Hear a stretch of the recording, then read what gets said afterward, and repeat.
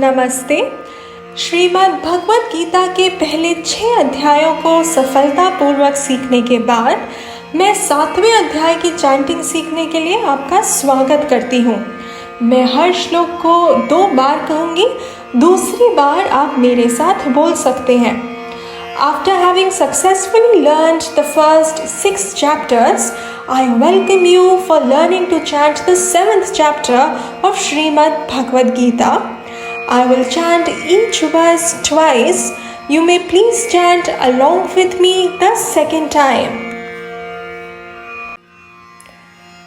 Atha Saptamodhyayah Shri Bhagavanuvacha Maya Saktamanah Partha Yogayunjanmadashrayah Asamshayam Samagram Mam Yatha Gyasyasi Tatrinu Shri Bhagavanuvacha Maya Saktamanah Partha Yogayunjanmadashrayah Asamshayam Samagram Mam Yatha Gyasyasi Tatrinu। Shri भगवान कहते हैं, हे पार्था, मुझ में आसक्त हुए मन वाले तथा मदाश्रित होकर योग का अभ्यास करते हुए जिस प्रकार तुम मुझे समग्र रूप से बिना किसी संशय के जानोगे, वह सुनो। श्री भगवान said, O Partha, please listen to the way in which you will know me totally, without any doubt, by taking to yoga with the mind committed to me and having surrendered to me। अब यहाँ ये ध्यान देना महत्वपूर्ण है कि 18 अध्यायों वाली श्रीमद् भगवद गीता को ऊपरी तौर पर 3 खंडों में वर्गीकृत किया गया है। प्रत्येक खंड में 6 अध्याय हैं।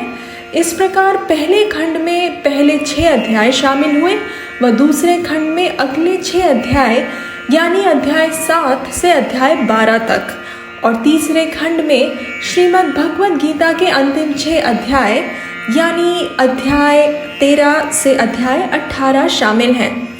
इसके आधार पर हमने अभी गीता के पहले खंड को समाप्त किया है, जिसमें मुख्य रूप से एक व्यक्ति के स्वरूप पर प्रकाश डाला गया है, जिसे संस्कृत में जीव स्वरूप कहा जाता है। यहाँ कर्म योग के महत्व और व्यक्तिगत प्रयास यानी पुरुषार्थ के महत्व पर भी प्रकाश डाला गया था। अब जैसा कि हम गीता के दूसरे खंड की शुरुआत कर रहे हैं, यहाँ श्री कृष्ण हमें ईश्वर के स्वरूप का ज्ञान, उपासना का महत्व व ईश्वर कृपा पर प्रकाश डालेंगे। इस प्रकार अध्याय 7 से अध्याय 13 तक अब हम ईश्वर की परिभाषा, ईश्वर का कार्य, ईश्वर स्वरूप और महिमा को स्पष्ट व विस्तार रूप से जानेंगे। Now here it is important to note that Srimad Bhagavad Gita, consisting of 18 chapters, is broadly said to be classified into 3 sections. Each section consists of 6 chapters.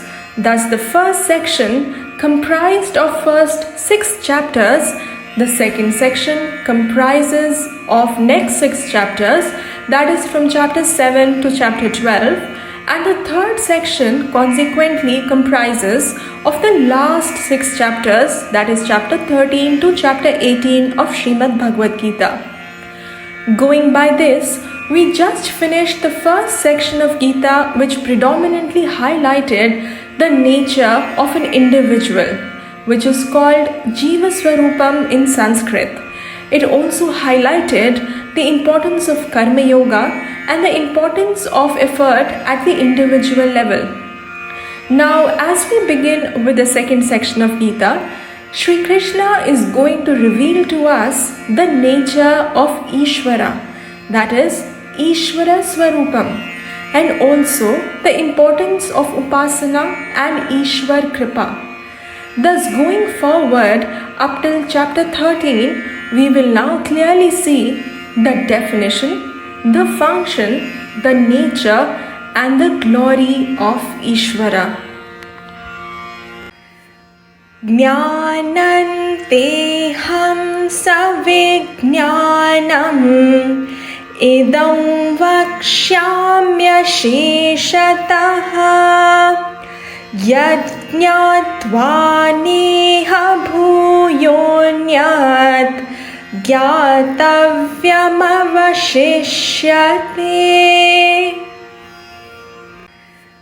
Jnananteham savijnanam idam vakshamya sheshataha yajñatva neha bhuyonyat gyatavyamavashishyate. मैं तुम्हारे लिए विज्ञान सहित इस ज्ञान को अशेष रूप से कहूँगा, जिसको जानकर यहाँ जगत में फिर और कुछ जानने योग्य शेष नहीं रह जाता है. Shri Krishna further says to Arjuna, I will teach you without any omission this knowledge, along with immediate knowledge, knowing which there is nothing more than this remaining here to be known. Manushyanam sahasreshu kaschid-yatati siddhaye yatataamapi siddhanam kaschin-mavetti tattvataha. Manushyanam sahasreshu kaschid-yatati siddhaye yatataamapi siddhanam kaschin-mavetti tattvataha. हजारों मनुष्यों में कोई ही मनुष्य पूर्णत्व की सिद्धि के लिए प्रयत्न करता है, और उन प्रयत्नशील साधकों में भी कोई ही पुरुष मुझे तत्व से जानता है. Among thousands of people, a rare person makes effort for moksha. Even among those seekers making effort, only a rare one comes to know me in reality. Bhumirapo nalo vayuhu kham mano buddhireva cha ahankara iti yam me bhinna prakriti rashtadha.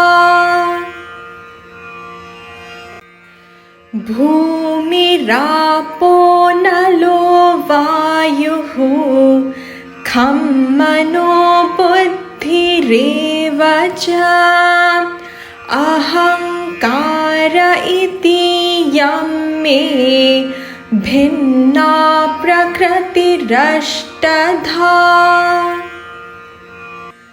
पृथ्वी, जल, अग्नि, वायु और आकाश तथा मन, बुद्धि और अहंकार, यह 8 प्रकार से विभक्त हुई मेरी प्रकृति है.